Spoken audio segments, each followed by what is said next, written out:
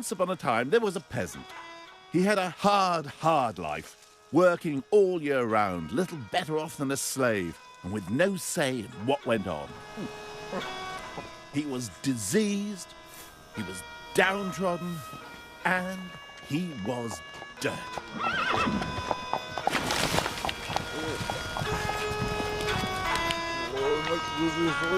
Who on earth would want to have been a medieval peasant?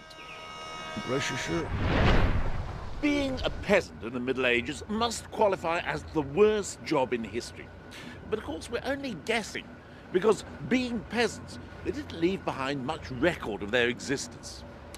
Except once, in the summer of 1381, the peasants left an indelible mark on the history of England.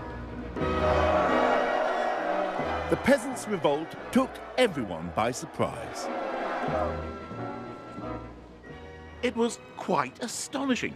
From out of nowhere, it seemed, tens of thousands of peasants arrived in Blackheath on the outskirts of London and demanded the king abolish all forms of servitude, taxation, and the aristocracy.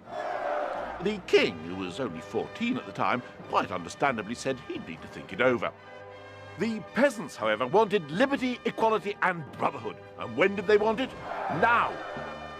400 years before the French Revolution. Talk about pushing. The king, who'd been talking to the rebels from the safety of a barge in the middle of the river, decided to go home for his tea. The peasants obviously needed to make their point more forcibly, so they rampaged through London, killing lots of Flemish people. Not quite sure how that helped. One group broke into the Tower of London. They burst into the royal living quarters, and there, according to the tabloids of the time, they sat on the beds and poked into everything with their filthy sticks. Some of them even tried to kiss the king's mother. They then dragged the Archbishop of Canterbury and the Treasurer out of the White Tower and cut off their heads, which they paraded round the town stuck on poles. Now, if it sounds to you like the lunatics have taken over the asylum, that's what a lot of people at the time thought. But they weren't lunatics. The peasants' agenda was informed, tactical, and most of all, political. They targeted lawyers and court officials. They made bonfires of legal and tax records. They were deliberately erasing their servile past. How could such a wretched group of underlings have organised such a sophisticated attack? After all, they were only a bunch of bloody peasants, weren't they? Medieval feudal society was a pyramid with the king at the top and the peasants at the bottom doing all the hard work. Nobody, not even the lords, owned any land. They simply had the use of it as long as they provided military service for the king. The peasants toiled in the fields, supporting those with more important things to do, like praying and fighting each other. Yeah, it's an excellent system, if you ask me. Stinking peasants. But since the lord of the manor was often away from his estate, fighting in the king's wars, he had to be able to rely on his peasants to organise themselves. In many ways, a medieval peasant had more say in how his life was run than most people do now. Of course, it's a way of life that's all gone, and we'll never know what it was really like to live under such a system. Except where I'm going now.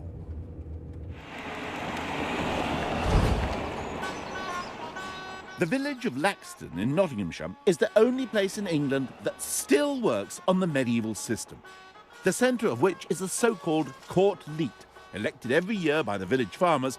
In medieval times, it had the power to formulate bylaws, collect rents, and maintain law and order. Today, the court's only job is to police the way the land is farmed.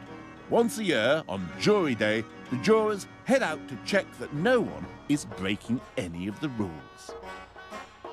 The land is farmed in strips in the same way as it was 800 years ago, and each farmer's strip of land is separated not by fences but by grassy borders of common land known as sicks.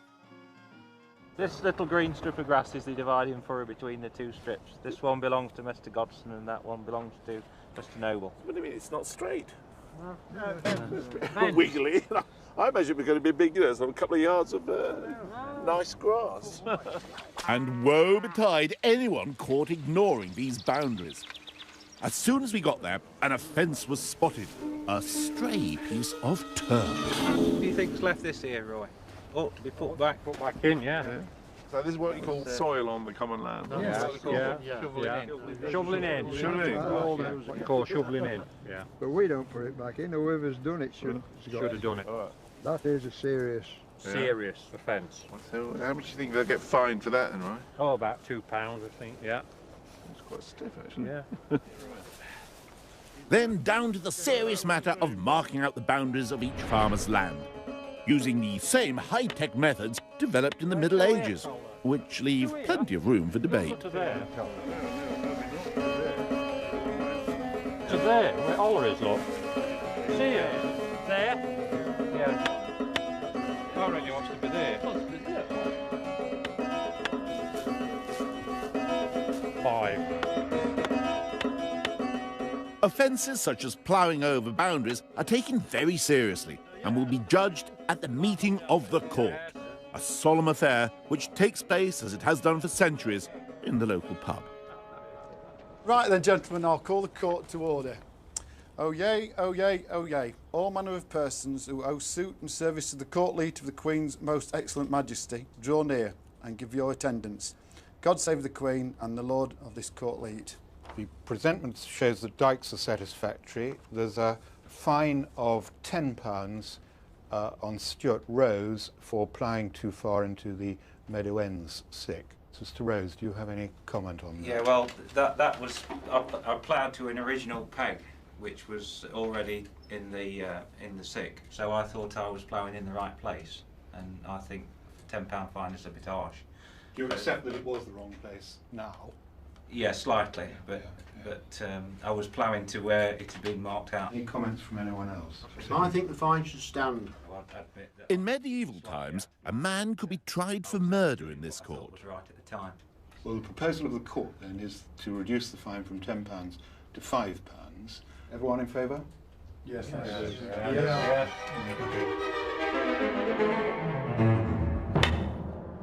Of course, it suited the lords to leave all this petty legal stuff to the peasants to sort out for themselves. But there was a snag. The experience of dealing with the law and enforcing it sometimes meant that the peasants became minor legal experts in their own right, and when they did, they used that expertise to their own ends. Sometimes, however, they resorted to rather unconventional tactics. For example, in 1200, King John proposed a visit to the city of Nottingham. The residents of the nearby village of Gotham realised that this meant he would pass through their village, making it a king's highway, and thus making them liable to new taxes. So when the king's messengers arrived, what did they do? Well, the entire village pretended to be mad. Since madness was considered contagious, the idea of a whole village of lunatics was perfectly feasible, and the king wisely decided to make a detour. But for all their cunning, surely peasants were still nothing more than slaves. In the same way that the lord of the manor had to provide military service to the king, the peasants had to provide the lord of the manor with so many days' labour in return for the land they held from him. Historians have given this arrangement the catchy title of feudal burden. But just how much of a burden were these feudal duties? For example, the peasants who ploughed these fields 600 or 700 years ago bore one of the heaviest feudal burdens in the kingdom. That is to say, they had to work for the lord of the manor for something like 50 to 60 days in the year to provide their accommodation and pay their taxes. Nowadays, most of these fields are occupied by the BMW car plant. Now, to pay for their rent and taxes today, an assembly line worker has to work for something like 80 days in the year. That's nearly a month longer than the worst-off medieval peasants. What's more, the feudal arrangement was a two-way thing. The lord had responsibilities to his peasants. In fact, twice a year he was supposed to lay on feasts for them as a sort of thank you. I can't remember the last time the taxman took me out for a slap-up dinner. or a picnic. Of course, the lord of the manor lived like a lord. But what kind of a stinking hovel would his peasants have called home? The answer can be found at Britain's newest, oldest village, Cosmoston, on the outskirts of Cardiff, where a team of archaeologists have painstakingly recreated a complete medieval village. There's a surprising range of properties on offer. First up, a medieval bachelor pad, or rather, an affordable studio apartment suitable for the single working peasant. Must have been a pretty unpleasant life, doesn't it? It could be quite grim, but again, we've got to get rid of all of our modern views on what makes a good life. So this is how the lowest of the low would live. Yeah, we're right at the bottom here. It's quite spacious, really. Well, that's right. He has a nice little cottage, but that's about all he has going for him. Yeah. So what does he do? He's a landless labourer. Here's a chap who's had his land taken away right at the bottom. And so he's got a fire. He's cooking himself something. Yeah, very basic pot here above his hearth. Tiny amounts of wood that we use, none of the roaring fires that we'd think of, because all of his wood has to pay the lord of the manor a wood penny, go out into the woods, and he can just collect what's fallen. And he's got a bed, I see. Delightful bed here, with just a mattress full of straw thrown on top of it, and a couple of rough old woolen blankets. Plenty of fleas, I expect. Hopefully not too bad, because hanging above them, we have some flea bane. Oh. So in theory, that keeps the fleas away.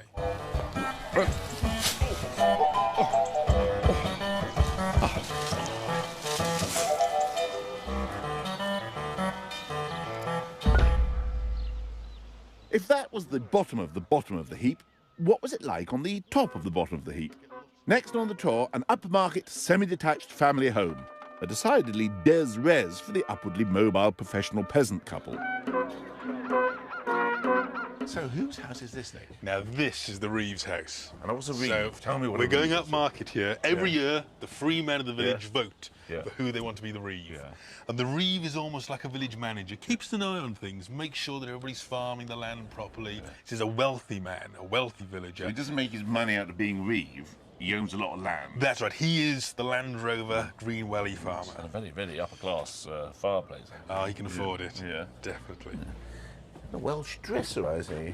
Very important, especially for the Reeves wife. The first thing you see as you come in is her fine pottery display. So she's showing it off to everybody. Showing her jugs off to everybody. Look how rich I am. Exactly. We have some nice examples here. This one is Saintonge pottery. Sounds French to me. That's right, this has come up from the Bordeaux region, probably as part of the wine trade from that area. Anybody amongst the peasants is going to be drinking wine, it's going to be the Reeve and his family. Doesn't sound that bad to me, then. Maybe I could be a medieval peasant.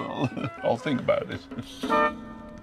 Strip wood floors, shelves of holiday knickknacks, and a nice drop of Bordeaux wine. Maybe the medieval ideal home wasn't so different from today's. But I'm still a bit nervous about what they had to eat. It's this. Pottage. Evidently, the recipe for pottage is take anything and put it into a pan of water and boil it up for 2 hours. Now, the reason you have to boil everything you pick out of the fields for 2 hours is because they used human excrement on the fields.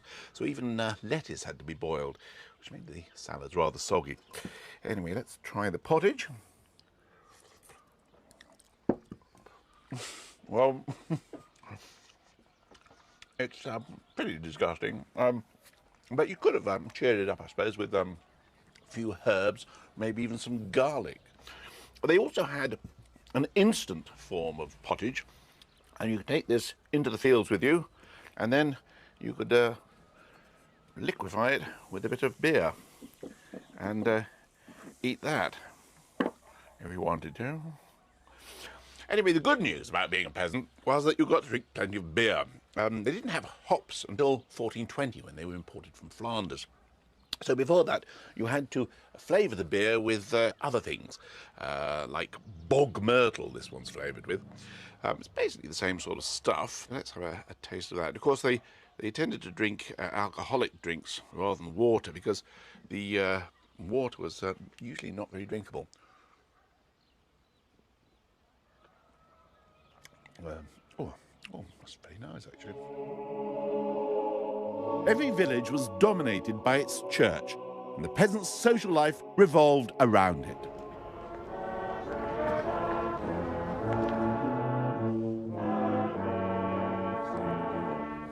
The medieval church certainly knew how to attract a congregation. It was the place where the peasants had their parties, where they did their amateur dramatics, and where they even held football matches. Oh, and the local priest often used to brew his own beer, which is certainly more of a draw than playing the guitar. And the church expected its peasants to be duly grateful.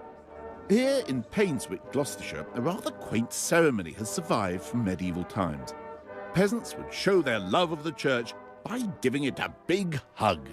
Welcome everyone to this year's clipping service. I think we have our arms right the way round the church. And so now we're going to embrace, or we're going to clip our lovely church.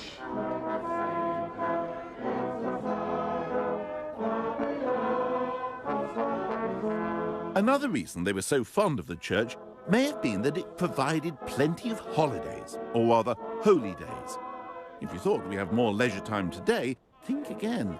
Nowadays, we enjoy 8 public holidays a year. In the Middle Ages, the church insisted on 80. Well, a clearer picture of peasant lifestyle seems to be emerging. But I wanted to really get under their skin, so I was introduced to some real-life medieval peasants. Far from being sickly and diseased, forensic studies have revealed that the inhabitants of a remote Yorkshire village received surprisingly sophisticated health care.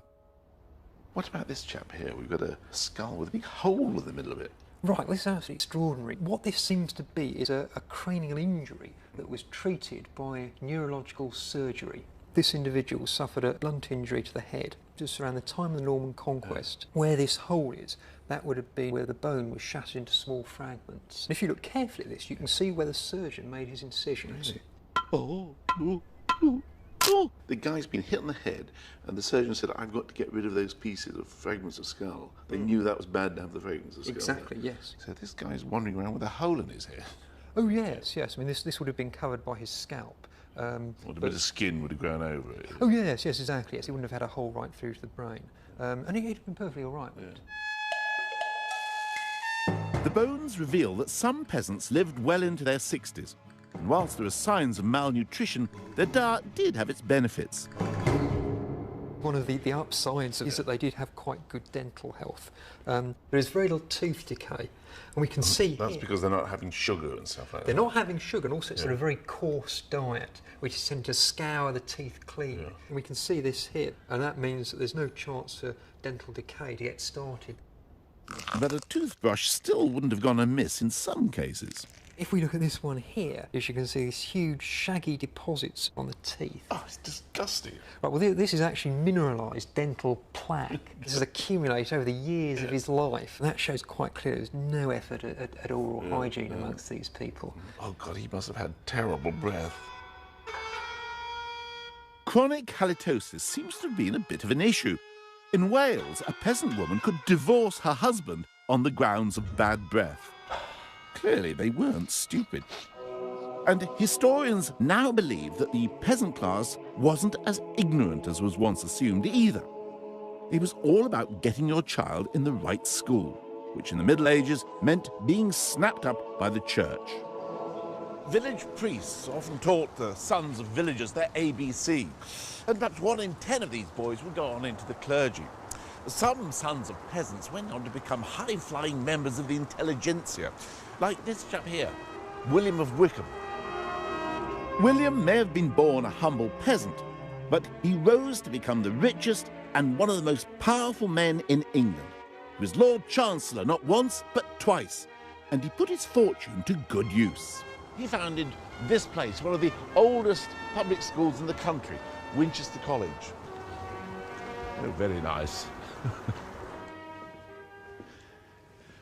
William never forgot his origins, and he established this school to provide education for 70 boys from peasant backgrounds.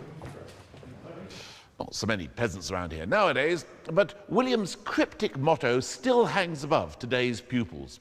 Aut disce, aut discede. Either learn or go. And then he adds, there is a third choice. Be beaten.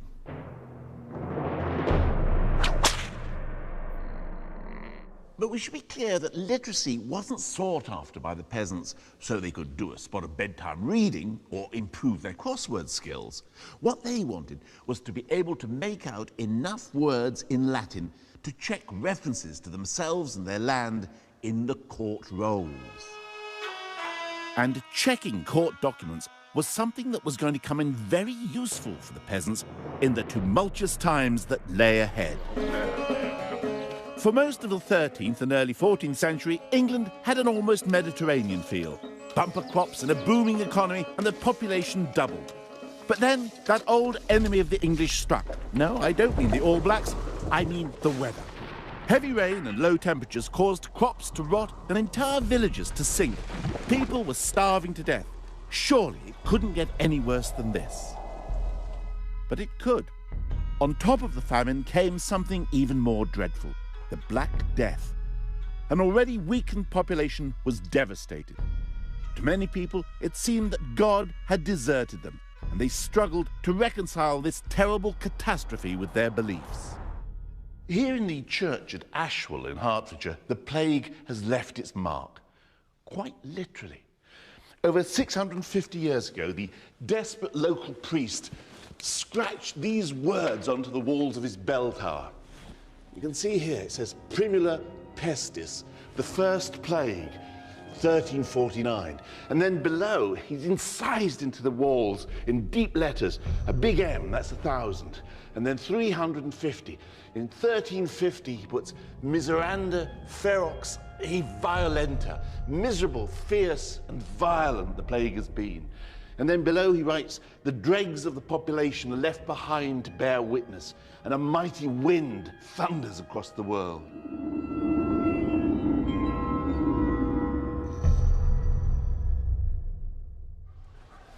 The Black Death was a catastrophe.